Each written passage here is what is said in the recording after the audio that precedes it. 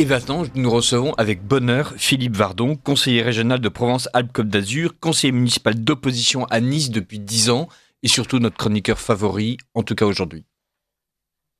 Bonjour Maëlys, bonjour Richard. Alors ma chronique de ce jour m'a été inspirée, que dis-je, imposée par ma fille. Alors vous savez, souvent le jeudi soir autour de la table, on discute de cette chronique en famille. Depuis que vous me faites l'amitié de m'accueillir à votre antenne, j'ai pris pour habitude de sonder la tablée. Bon, ben de quoi je parle moi demain. C'est aussi pour moi une manière d'éveiller l'attention de mes enfants pour l'actualité, leur sens critique, leur capacité à défendre leur opinion, chacun tentant de m'influencer sur le choix du thème de la chronique en avançant des arguments sur ce qu'il a le plus marqué cette semaine, les messages qu'il aurait envie de faire passer au monde, ou du moins aux auditeurs de notre radio.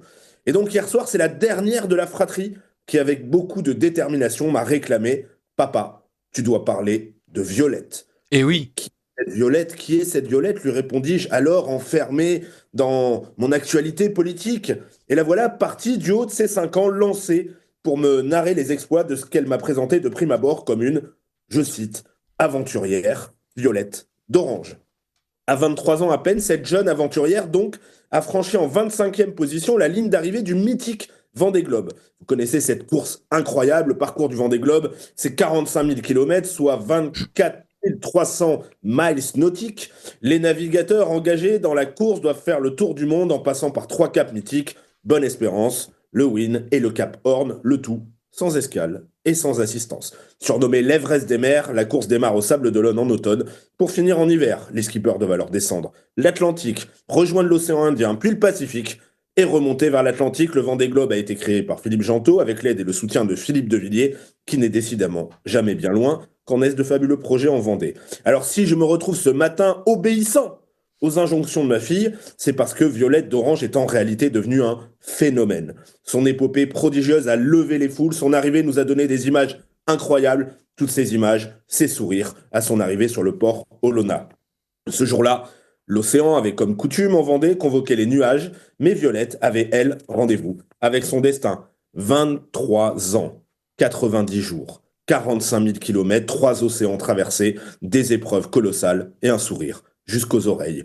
23 ans, Violette d'Orange est désormais la plus jeune à avoir terminé le Vendée Globe. C'est pas son premier record, hein. En 2016, à l'âge de 15 ans, elle devient la première jeune fille à traverser la Manche sur un optimiste en 15 heures. Alors pour ceux qui connaissent un peu la voile, hein, les optimistes, ce sont ces petites boîtes à savon dans lesquelles on apprend à naviguer.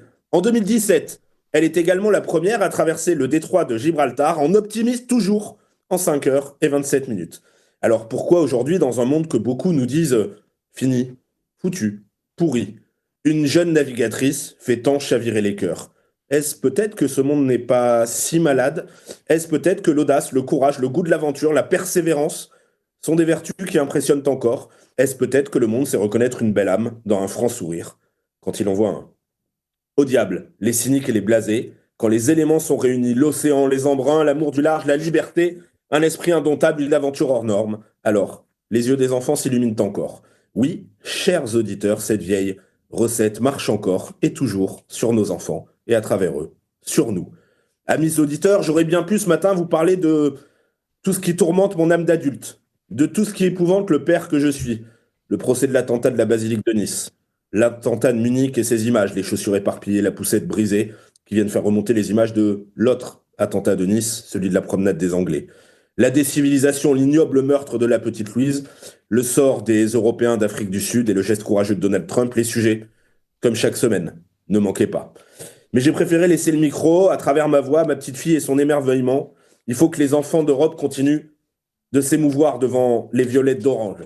C'est quelque part, sans doute, le sens le plus profond de notre combat. Sénèque nous a enseigné qu'un bon marin ne se laisse jamais surprendre par la tempête, il l'anticipe.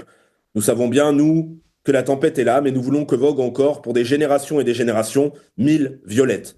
Gardons le cap, tenons fermement le gouvernail. Si la tempête approche et qu'il est déjà très tard, tant que des navigatrices, pardon, des aventurières, captiveront les âmes et feront fondre les cœurs de petites filles, tant qu'un franc sourire et un bateau sauront faire rejaillir tout ce que porte notre grande civilisation, croyez-moi, alors, c'est qu'il n'est pas encore trop tard. merci Philippe Vardon, que fleurissent 1000 violettes et que votre enfant continue à vous suggérer d'excellentes chroniques.